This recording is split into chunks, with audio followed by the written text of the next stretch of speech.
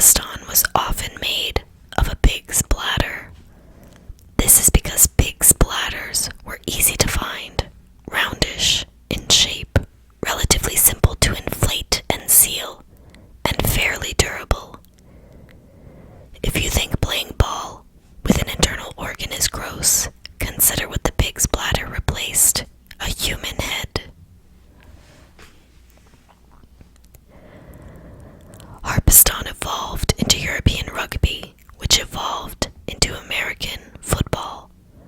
By the time the first official football game was played at Rutgers University in New Jersey in the fall of 1869, the ball had evolved too.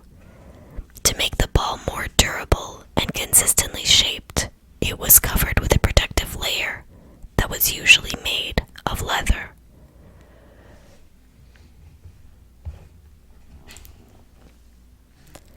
Still, the extra protection didn't help the pig's bladder stay permanently inflated, and there was a continuous need to reinflate the ball. Whenever play was stopped, the referee unlocked the ball. Yes, there was a little lock on it to help keep it inflated, and a player would bump it up. Footballs back then were meant to be round, but the sphere was imperfect for a couple reasons. First, the bladder lent itself more to an oval shape. Even the most perfectly stitched leather covering couldn't force the bladder to remain circular. Second, as the game wore on, players got tired and were less enthused about reinflating the ball. As a result, the ball would flatten out and take on more of an oblong shape. The ball was easier to grip in that shape, and the form slowly gained popularity, particularly after the forward pass was introduced in 1906.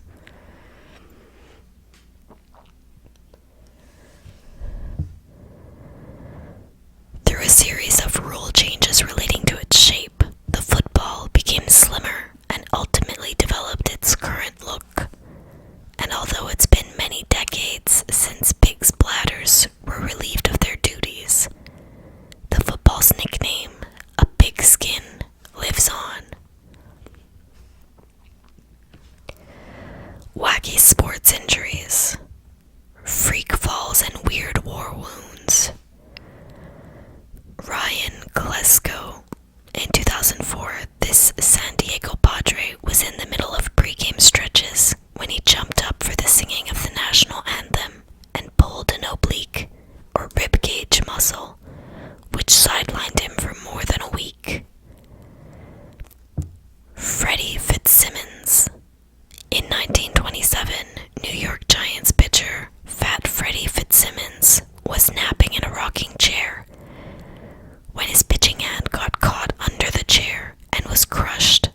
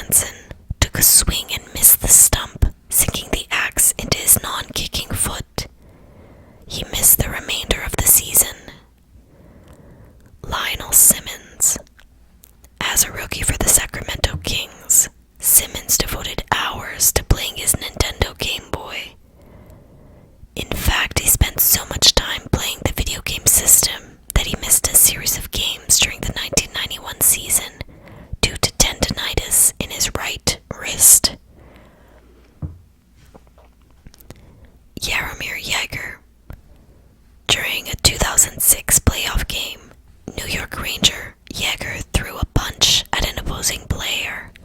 Yeager missed, his fist slicing through the air so hard that he dislocated his shoulder. After the Rangers were eliminated from the playoffs, Yeager underwent surgery and continued his therapy during the next season. Paulo Diogo. After assisting on a goal in a 2004 match, newlywed soccer player Diogo celebrated by jumping up on a perimeter fence, accidentally catching his wedding ring on the wire. When he jumped down, he tore off his finger. To make matters worse, the referee issued him a violation for excessive celebration.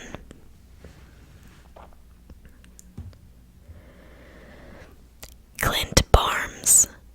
Rookie shortstop Barnes was sidelined from the Colorado Rockies lineup for nearly 3 months in 2005 after he broke his collarbone when he fell carrying a slab of deer meat. Darren Barnard. In the late 1990s, professional British soccer player Barnard was sidelined for 5 months with knee ligament damage after he slipped in a puddle of his puppy's pee on the kitchen floor. The incident earned him the unfortunate nickname Whiz Kid. Marty Cordova. A fan of the bronzed look, Cordova was a frequent user of tanning beds. However, he once fell asleep while catching some rays, resulting in major burns to his face and body that forced him to miss several games with the Baltimore Orioles. Gus Frerotte. In 1997, Washington Redskins quarterback Frerotte had to be taken to the hospital and treated for a concussion after he spiked the football and slammed his head into a foam-covered concrete wall while celebrating a touchdown.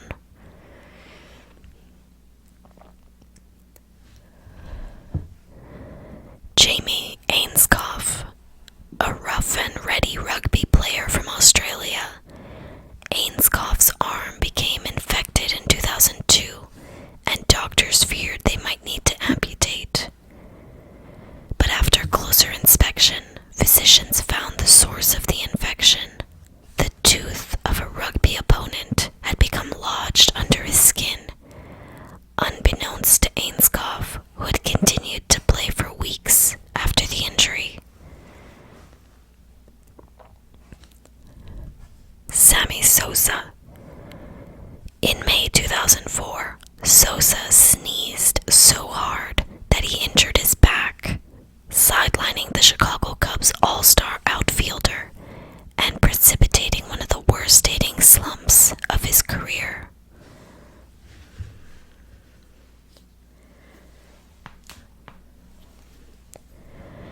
Baseball's worst trades. High hopes, bad deals. There's an inherent risk in all trades, and today's GMs know that any swap they make has the potential to backfire and to earn its spot among the worst deals of all time. Listed below are some of the most one-sided swaps in baseball history. In each, future superstars, noted in bold, with great years ahead of them, were dealt for players.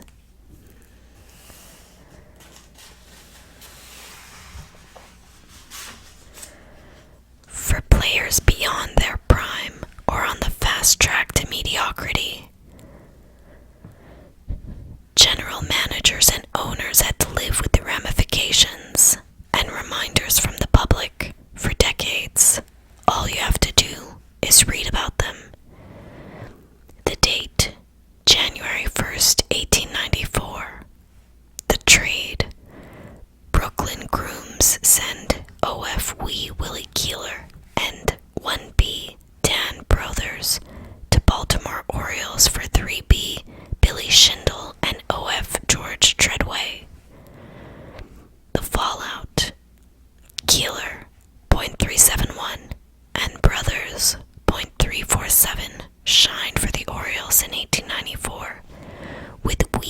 Rossi eventually batting above 300 for 13 straight seasons after the trade, including 424 with the Orioles in 1897. Schindel, while productive, never went over 300 for the Grooms. Treadway had one good year but was gone from the majors in 3. The date, December 15, 1990. The trade, Cincinnati Reds send B. Christy Mathewson to New York Giants for B. Amos Russi. The fallout, Mathewson shares the NL record for most career wins, tied with Grover Cleveland Alexander at 373, all but one of which were with the Giants, whom he pitched to 5 pennants. Russi had won 246, but went just 0-1 with the Reds before retiring. The date, April 12, 1916. The trade, Boston Red Sox send OF Tris Speaker to Cleveland Indians for B. Sam Jones, 3B Fred Thomas, and $55,000. The fallout. This was the first of many disastrous deals made by Boston. Speaker, a .336 hitter and top-notch fielder with the Sox over 9 years, lasted another 13 stellar seasons, 11 with the Indians, and retired with a lifetime .345 batting average and 3,514 hits. Jones helped the Sox to the 1918 World Series title, but was a mediocre 64-59 with Boston overall. Thomas, a .225 lifetime hitter, spent just one forgettable year with the Sox. The date, January 3rd, 1920. The trade, Boston Red Sox send OF Babe Ruth to New York Yankees for $425,000 in cash and loans. The fallout. The granddaddy of bad swaps shifted baseball's power base from Boston to New York, where Babe hit 659 homers and rewrote the record books while leading the Yanks to 7 pennants and 4 World Series championships in 15 years. The Sox, World Series victors 4 times from 1912 through 1918, wouldn't win it all again until 2005.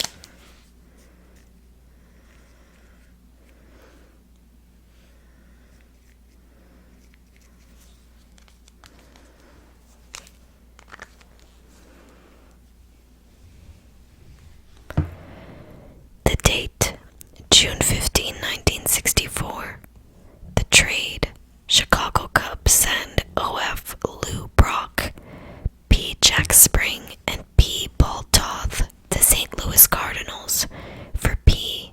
Ernie Broglio, P. Bobby Shantz, and O.F. Doug Clemens. The fallout.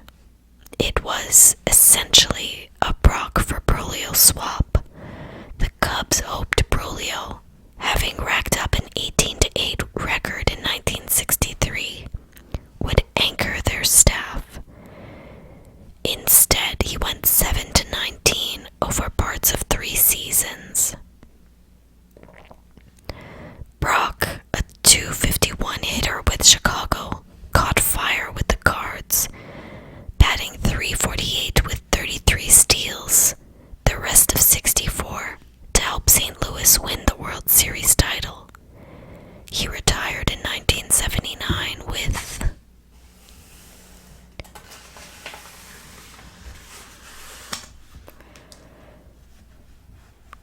3,023 hits, a then record 938 stolen bases, and a .391 average in the 21 World Series games. The date, December 9th, 1965. The trade, Cincinnati Reds send O.F. Frank Robinson to Baltimore Orioles for P. Milt Pappas, P. Jack Balchin, and O.F. Dick Simpson. The fallout. After 10 stellar seasons, including 324 home runs, Robinson was deemed an old 30 by Reds owner Bill DeWitt, architect of the swap. Robinson went on to win the Triple Crown and AL MVP award in 1966, and led the Orioles to 4 pennants and 2 World Series titles through 1971, eventually hitting 586 career homers. Pappas won 209 games in his career, but went just 30-29 with the Reds. Throw-ins Balchin and Simpson gave Cincinnati 1 win and 5 homers respectively. The date, April 21st, 1966. The trade, Philadelphia Phillies sent B. Ferguson Jenkins, O.F. Adolfo Phillips, and O.F. John Herrnstein to Chicago Cubs for B. Larry Jackson and B. Bob Bull. The fallout. Jenkins, who went 2-1 in 2 years with the Phillies, won at least 20 in each of the next 6 years for Chicago, en route to 284 lifetime victories. Phillips, mediocre, and Herrnstein, awful, were soon gone from the scene, while the aging Jackson and Bull, once very good pitchers, were a combined 47-53 with the Phils.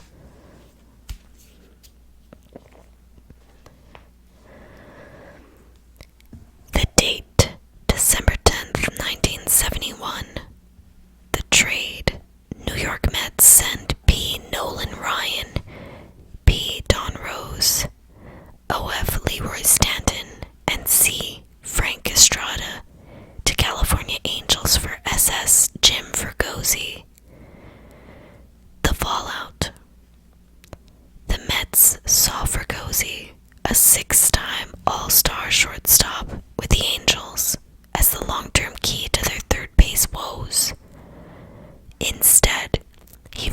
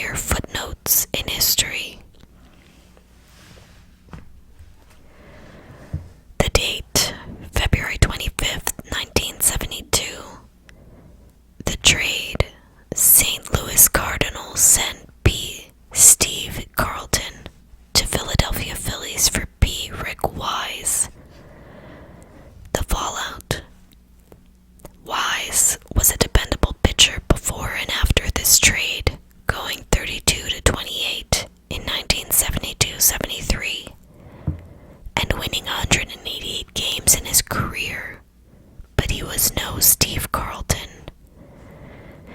Lefty went an incredible 27-10 for the last place Phillies of 72 and, all told, won 241 games and 4 Cy Youngs for the club, en route to 329 lifetime victories.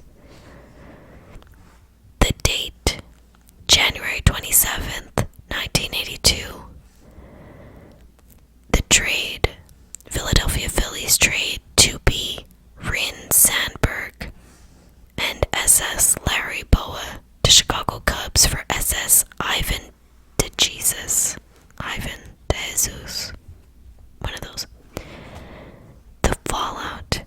Sandberg played just 13 games for Philadelphia, but became a legend with the Cubs, hitting 282 homers and earning 9 Gold Gloves over 15 years.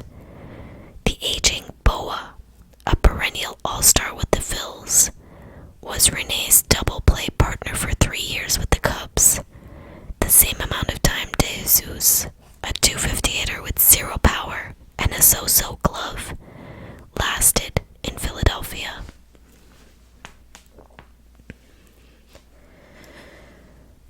The date, August 31st, 1990. The trade, Boston Red Sox send 1B Jeff Bagwell to Houston Astros for B Larry Anderson. The fallout, it wasn't as bad as Ruth for Cash, but it was close. The Sox, seeking a reliever for the stretch drive, got 22 solid innings from Anderson and won the 1990 AL East. He then left as a free agent, while Boston-born Bagwell debuted.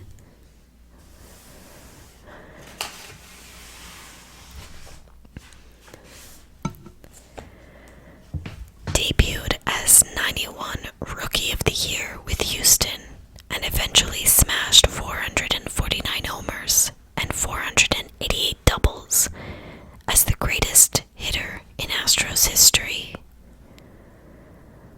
I believe the sale of Babe Ruth will ultimately strengthen the team. Red Sox owner Harry Frazee, January 1920.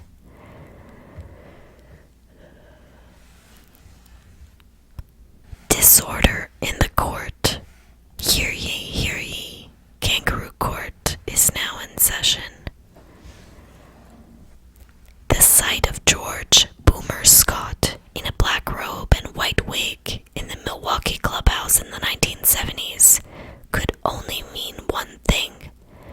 Kangaroo court was in session. Frank Robinson, who later became Major League Baseball's director of discipline, trained for that job wearing a, hopefully unused, mop head for a wig in Baltimore's kangaroo court in the 1960s.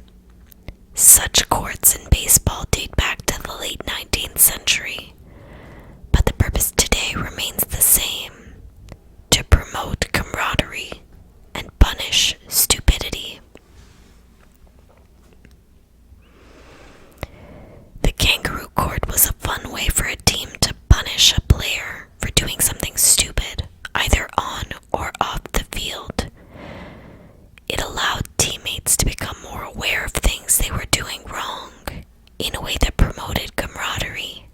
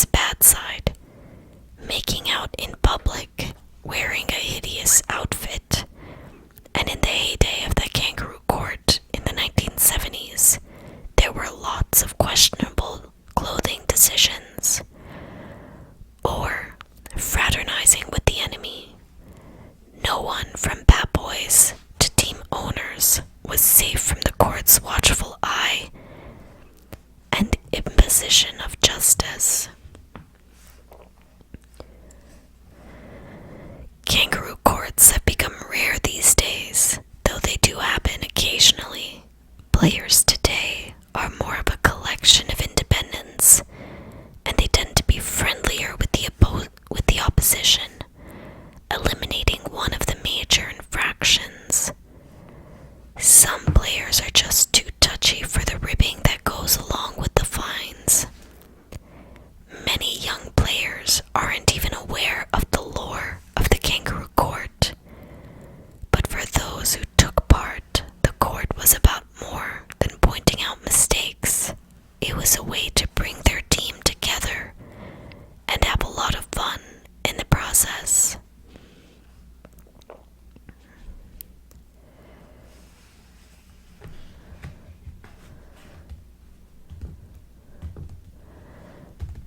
And with that, we'll close this particular chapter of our reading from the Book of Incredible Information.